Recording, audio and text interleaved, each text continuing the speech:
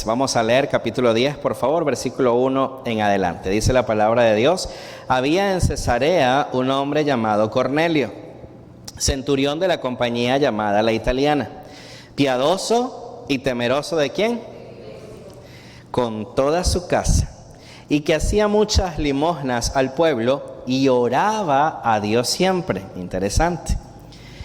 Este vio claramente en una visión cómo a la hora novena del día que un ángel de Dios entraba donde él estaba y le decía, ¿qué le decía?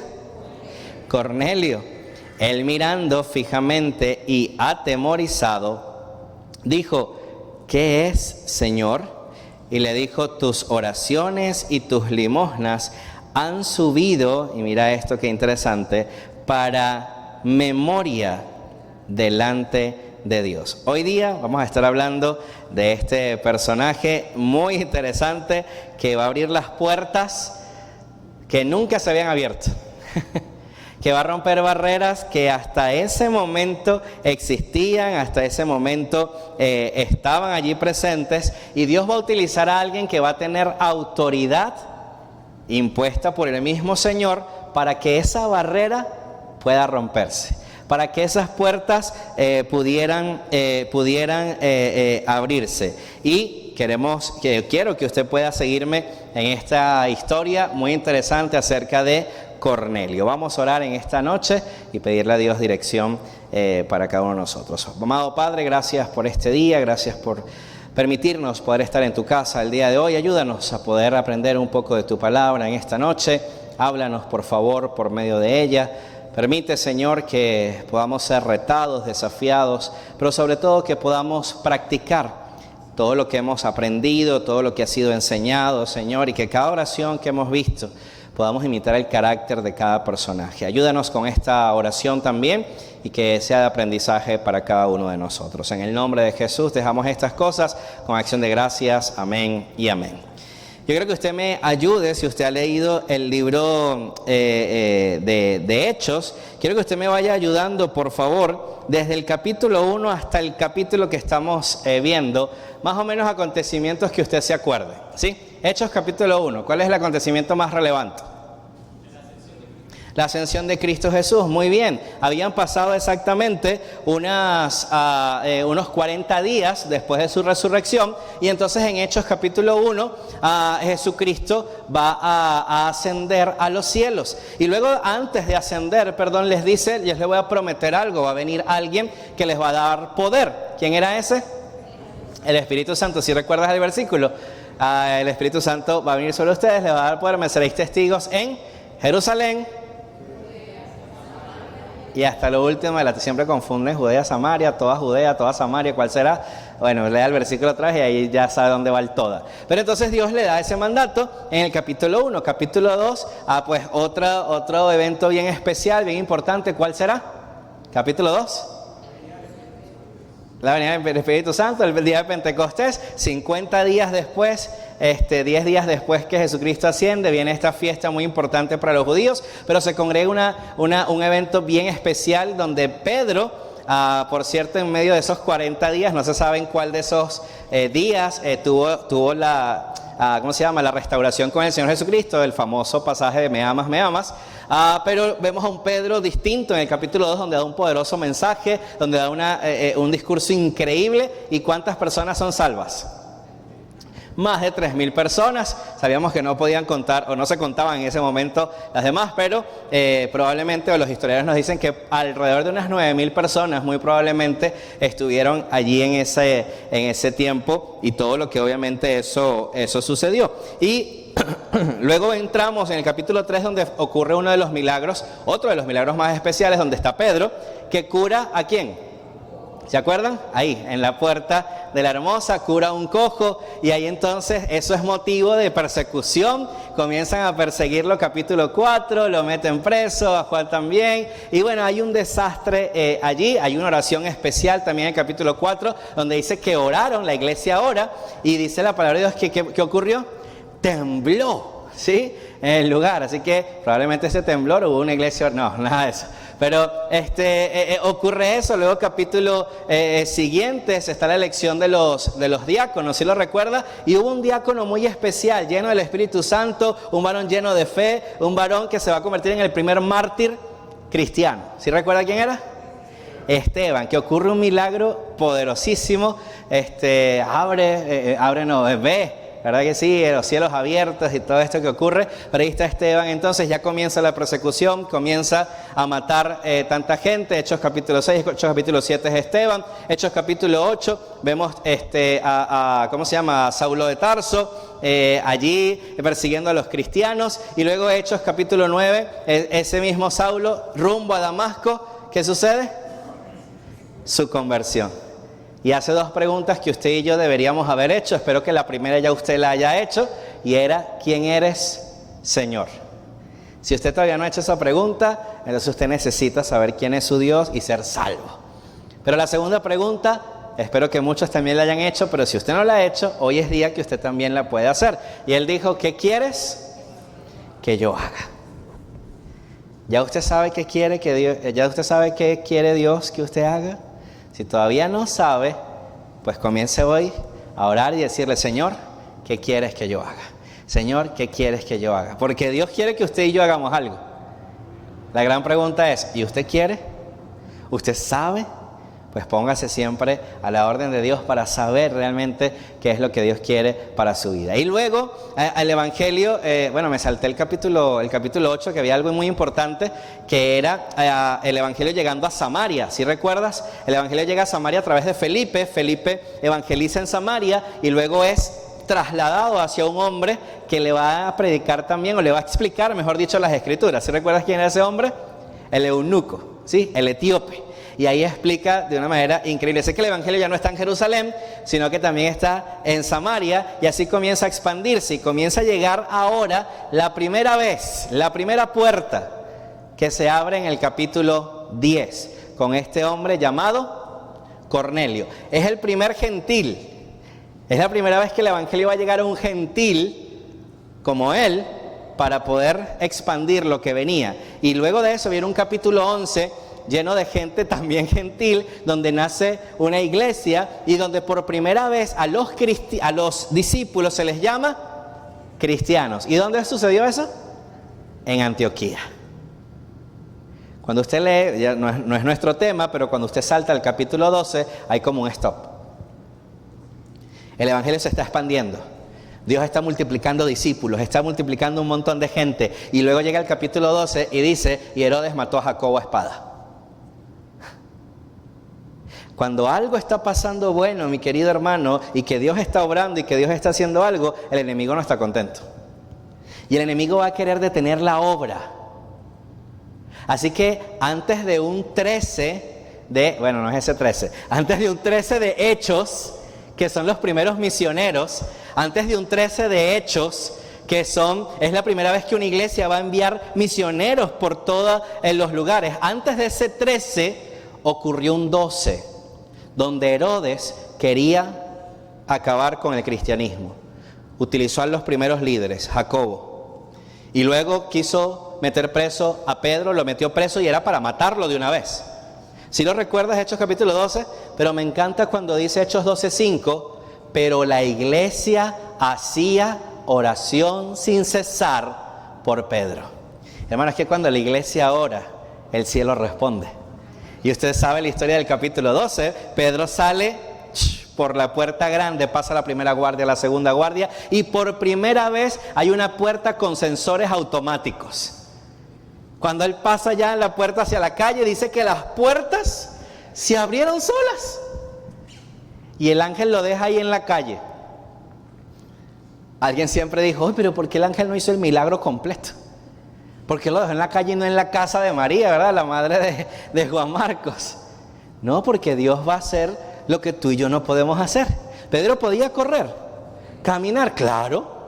Y dice la palabra que cuando Pedro volvió en sí y vio que estaba afuera y estaba en la calle, ¡zan!, salió y se fue rumbo a la casa donde oraban por él. Exacto. Dios va a hacer lo que tú y yo no podemos hacer. Y nos va a dejar hacer a nosotros lo que sí podemos hacer. Así que ese más o menos es el panorama. Recuerda entonces, Va a haber cosas buenas, Dios va a estar haciendo cosas buenas, pero Satanás siempre va a impedirlo. Satanás siempre va a tratar de poner la traba y va a comenzar por los líderes. Por eso ore por nosotros, ore por los líderes, porque Satanás va a atacar y muchas veces va a utilizar a nuestra misma gente. ¿Quién es el que se beneficia con que pasen cosas así? Satanás. ¿Quiénes somos los que no nos beneficiamos? El pueblo de Dios. ¿Sí me va siguiendo? Así que ore por sus líderes, no esté de parte del problema, esté de parte siempre de la solución y arregle siempre su situación. Regrese por favor ahí al capítulo 10, ese es el panorama más o menos para que lo entendiera, pero por primera vez entonces estamos enfrente de un gentil que va a recibir entonces la palabra de Dios. Mira lo que dice el versículo 1. ¿Había en dónde? En Cesarea. Cesarea era una ciudad portuaria ¿cómo se llama? De Palestina bajo el dominio romano, ¿ok? Recuerde, Roma fue un imperio increíble, fue el imperio que dominó prácticamente por 1000 años, fue el imperio que duró más tiempo de todos los imperios que hubo y más o menos 1000 años reinó en el mundo. Y así que entonces esto está bajo el imperio romano, esta ciudad, y ellos obviamente forman parte de una ciudad o una colonia que ya era sitiada por Roma. Luego de esto encontramos entonces a un hombre, dice un hombre llamado, ¿cómo se llamaba? Cornelio. Y ahí está Cornelio, y yo quiero que usted me identifique qué oficio tenía Cornelio, cuál era su función. Un centurión, pero un centurión ¿qué? Judío, un centurión ¿qué? Romano, exactamente. Y dice la palabra de Dios que este centurión tenía una compañía con nombre y apellido, ¿sí? Se llamaba La Italiana. Un centurión, ¿qué era, pastor? Era simplemente o equivalente a un capitán con 100 personas, con 100 soldados al mando, ¿sí? O sea que él tenía, ¿cuántos soldados a su mando? Eso lo hacía entonces un centurión, era un líder. Ahora pregunto, ¿era gentil o judío? Era gentil, dice la palabra de Dios que ahí está entonces Cornelio, pero hay algo interesante de él, su carácter. Dice que era, versículo 2, piadoso y ¿qué? Comencemos por su nombre entonces. Cornelio, ¿qué significa? Cornelio significa fuerte o incluso también significa cuerno y era un nombre común dentro de la familia, se escuche bien, nobles romanas. O sea que era como decir, por lo menos acá que hay muchos José, muchos, no sé qué otros nombres hay, ¿no? Que sean comunes y corrientes. Pero era un nombre común de los nobles, de las familias nobles en Roma. Así que si alguien tuviera algún nombre como ese, muy probablemente era perteneciente a una familia noble. Así que Cornelio muy probablemente estaba en una familia romana noble. Su ocupación, ya la conocimos, ya usted mismo nos las dijo, era centurión de la compañía llamada La Italiana, ¿ok? Había nombre y apellido allí. ¿Cuál era su religión? Él era gentil, pero curioso lo que dice el versículo 2. Piadoso, temeroso de Dios, con toda su casa, hacía limosnas. ¿Y qué hacía? ¿Cuál era lo último? Y oraba a Dios. Él era gentil, pero era adorador del Dios de Israel. ¿Sí lo leyó? ¿Sí lo siguió? Él era gentil, pero era adorador del Dios de Israel. Eso se conoce como un prosélito de la puerta. Habían dos clases de prosélitos en el antiguo Israel, y uno era ese prosélito que era un prosélito de justicia, que le llamaban un prosélito completo.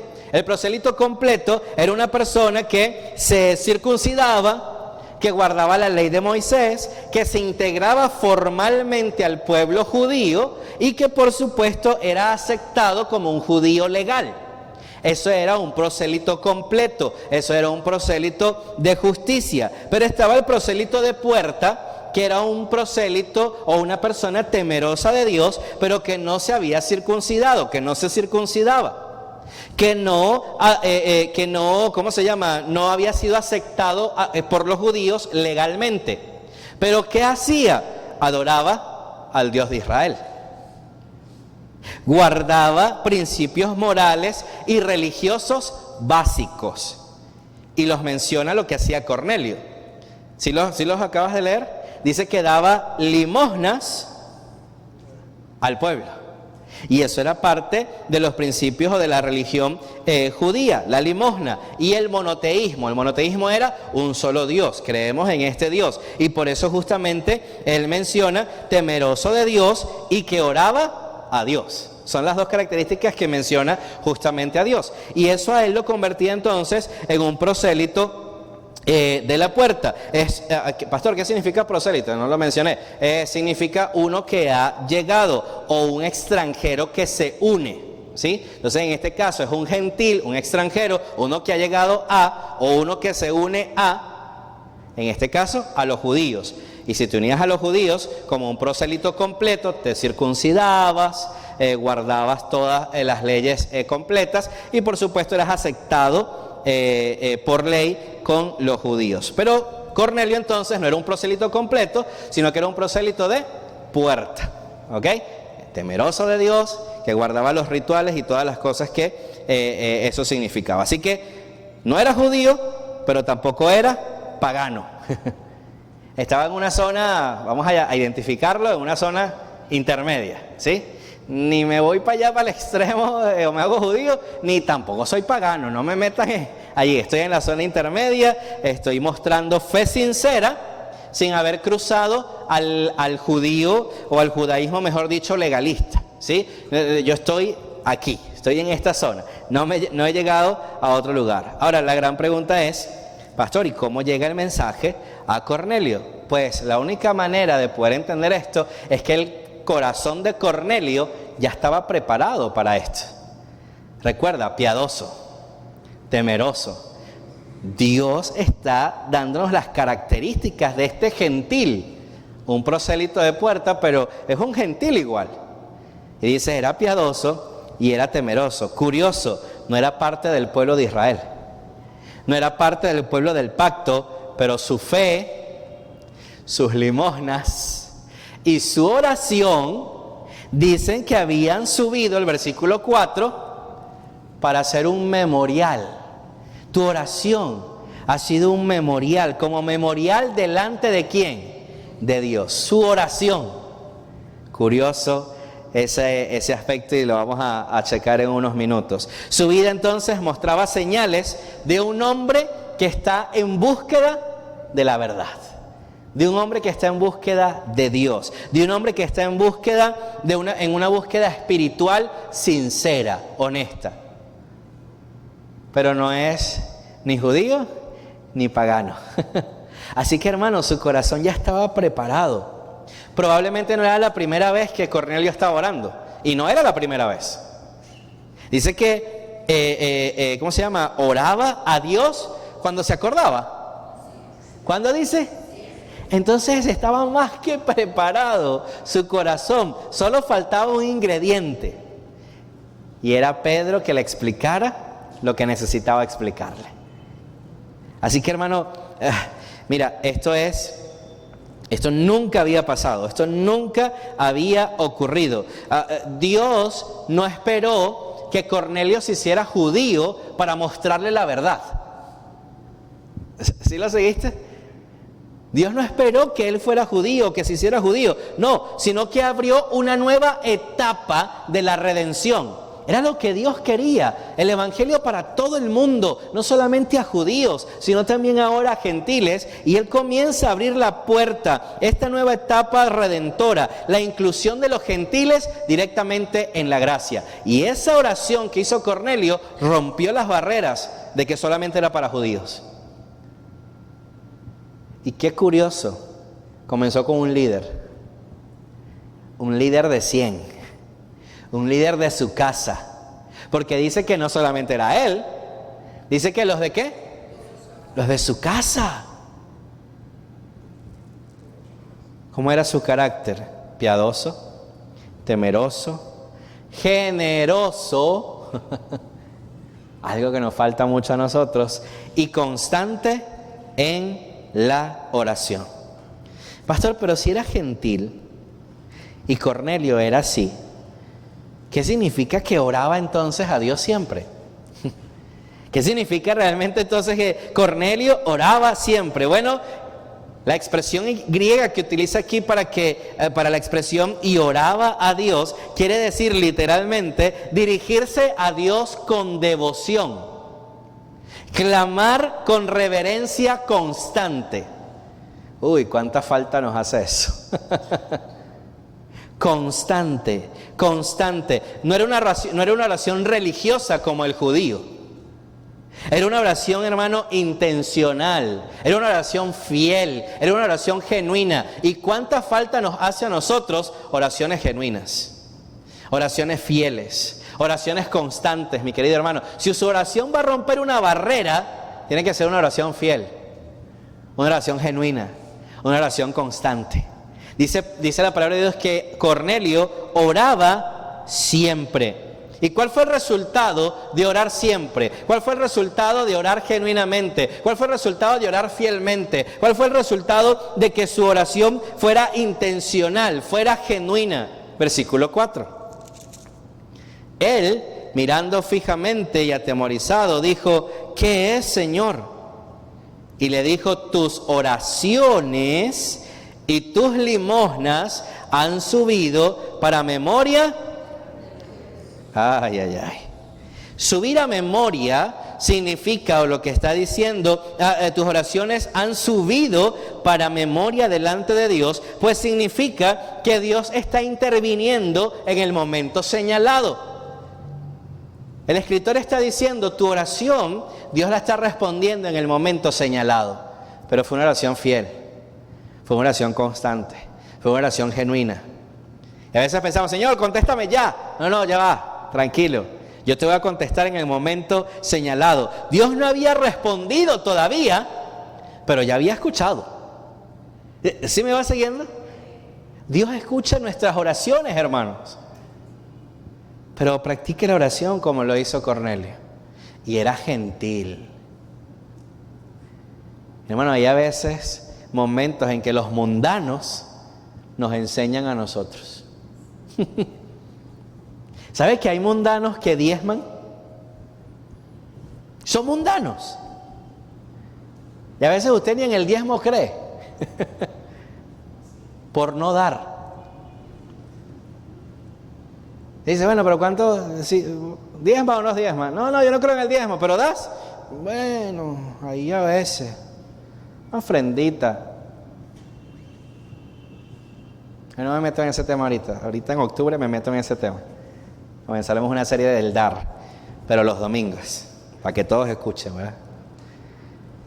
Cornelio ora fielmente y dice Dios, tranquilo, que para memoria delante de Dios ha subido. Es decir, te escuché, todavía no te he respondido, pero quiero decirte que te escuché. Hermano, quiero recordarte algo, tu oración en constancia no es en vano. Sigue orando, sigue orando, sigue orando. Pastor, pero nada, que Dios me responde, pastor, pero nada. Tranquilo, que Dios te escuchó. Todavía no te ha respondido, pero sigue orando, que Dios te está escuchando. Sigue orando, que Dios te está escuchando. Y en su momento, Él va a responder. Puede que no veas resultados ahorita, pero Dios ya marcó tu oración como memorable.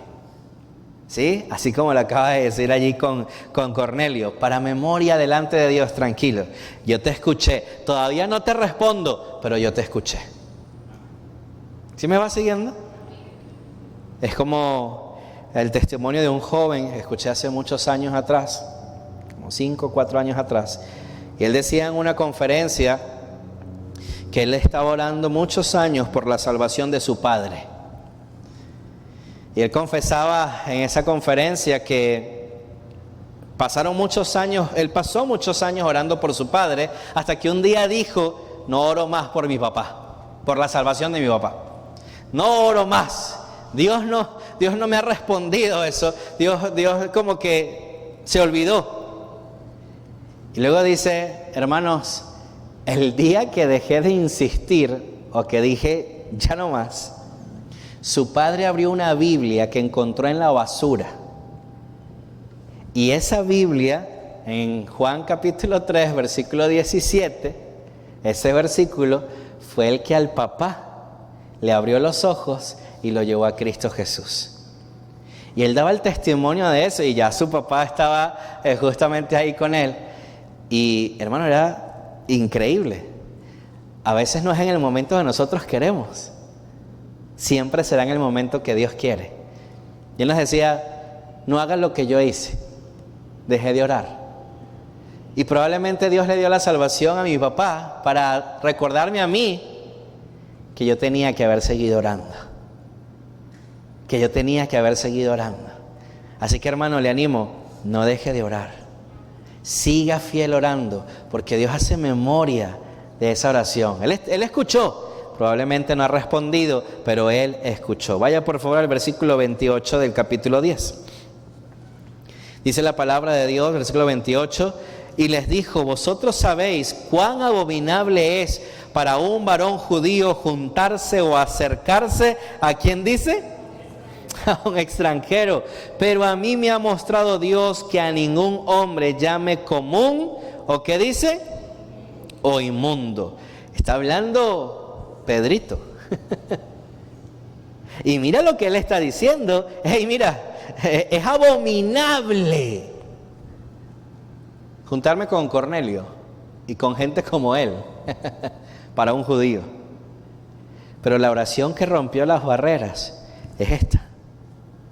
¿Cómo Pedro se acercó a alguien así? Abominable. ¿Cómo Pedro pudo acercar? Y Dios le dijo, tranquilo, dale. No llames tú ni común ni ordinario a nada de esto cuando le muestra la visión. No, recuerda, no tengo el tiempo para mostrarle todo. Pero ahí está, de aves, reptiles, cuadrúpedos, no sé qué. Y Dios le está enseñando que no hay cultura, que no hay ninguna barrera que impida que Dios pueda salvar a alguien. Usted y yo, hermano, no pongamos barreras. Dios puede salvar a un santero. Dios puede salvar a un palero. Dios puede salvar a un drogadicto. Dios puede salvar a un borracho. Dios puede salvar, hermano, a cualquiera. A veces usted y yo ponemos barreras. Y sí, claro, somos medio, hacemos acepción de personas. No, no. Ahora, por supuesto, no le dé el evangelio a alguien que esté borracho. ¿No? Espere que le pase su borrachera y luego le da el evangelio, porque no le va a entender. Pero Dios puede salvar a alguien. A muchos los ha convertido. Muchos han sido borrachos, muchos han sido alcohólicos, drogadictos, y ahora usted los ve y Dios los ha cambiado. Es lo que hace el Señor, no hay barreras para eso. Y Dios acá rompe una barrera increíble, que era abominable cualquiera que se juntare con un extranjero, si tú eras judío. Y ahora aquí, Dios rompió esa barrera. Dios abrió las puertas para que el evangelio pudiera llegar a otros lugares. Versículo 35 de ese mismo capítulo, 34-35. Entonces Pedro, abriendo la boca, dijo, en verdad comprendo que Dios no hace acepción de personas, sino que en toda nación se agrada del que le teme. ¿Y hace qué? Justicia. Hermano, Dios puede usar muchas veces a quien usted y yo descartamos. ¿Sí me sigue? Dios puede usar a quien a veces usted y yo le ponemos una barrera. Dios puede salvar a cualquiera. No importa tu pasado, no importa tu cultura, no importa tu trasfondo. Dios lo puede hacer. Si usted lo busca con sinceridad, Él va a responder. Versículo 44. Mientras aún hablaba Pedro estas palabras, el Espíritu Santo cayó sobre todos los que, ¿qué dice? Los que oían el discurso. Hermano, Cornelio oró y Dios usó su oración para abrir las puertas del evangelio a los gentiles. ¿Y sabe qué? La oración de Cornelio rompió tanto las barreras que no fue solo para Cornelio. Hermano, a veces su oración y mi oración no es solo para nosotros, es para otros. Su oración no lo salvó a él solamente. Su oración salvó a su casa y a muchas naciones después. Salvó a su casa y a mucha gente después. Así que usted y yo no cerremos las puertas que Dios abre. Tu oración no es solo por ti ni por mí solamente.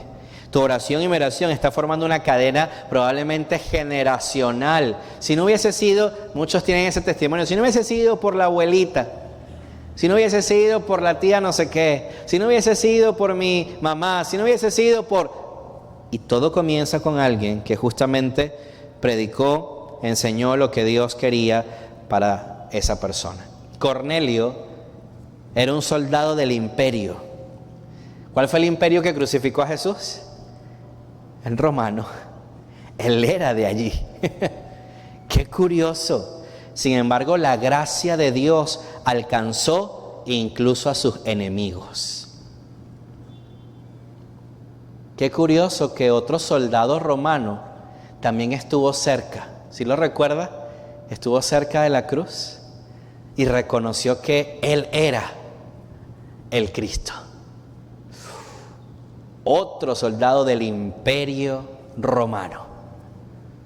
Así que Dios no hace acepción de personas y la gracia de Dios alcanza incluso hasta sus enemigos. Cornelio no conocía el nombre de Jesús en ese momento, pero sí conocía el Dios que lo trajo hacia Él mismo. Y de eso justamente se trata, mi querido hermano. Siga constante en la oración, porque Dios hace memoria. Dios lo escucha. Quizás todavía no ha respondido, pero Dios ya lo escuchó. Dios ya lo escuchó. Dice que Cornelio oraba siempre. ¿Cuánto tiempo habrá tardado? No lo sabemos, pero fue fiel, fue genuino. Dios no está limitado por religión, por raza ni por historia. Usted y yo no hagamos barreras. La oración abre el camino, hermano, para que otros conozcan a Cristo Jesús. Y fue la oración de Cornelio también. No fue salvo él solamente. Su casa y muchos alrededor y por ahí después todas las naciones gentiles. Dios responde a los que le buscan sinceramente, sin etiquetas. Pero si hay alguien que le busca sinceramente, Dios va a responder. No hay etiquetas para que Dios responda. Solo responde a quienes le buscan genuinamente. Y decía el pasaje, a los que le temen y hacen justicia. Aunque los que fueron enemigos de la cruz, aún los que fueron enemigos de la cruz, hermano, fueron alcanzados por el Evangelio. Probablemente usted y yo conocemos a mucha gente que es enemiga de la cruz. Siga orando por ellos. Siga orando por ellos. Porque Dios hace memoria. Ah, oraste por este. Ah, ok. Yo responderé en su momento. A veces lo veremos. Otras veces no. Pero téngalo por seguro que Dios conteste una oración así. Así que le animo a que tengamos oraciones que rompen barreras, que rompen estigmas, que rompen cualquier argumento que nosotros podamos tener. No, yo no creo que eso pase, no, yo no creo que eso suceda, no creo que esa persona, no creo que... No le pongas barreras. Dios no tiene barreras. Y siga orando para que esa oración pueda romper cada barrera que usted y yo podamos subir. Vamos a orar. Amado Padre, bendice cada uno de mis hermanos.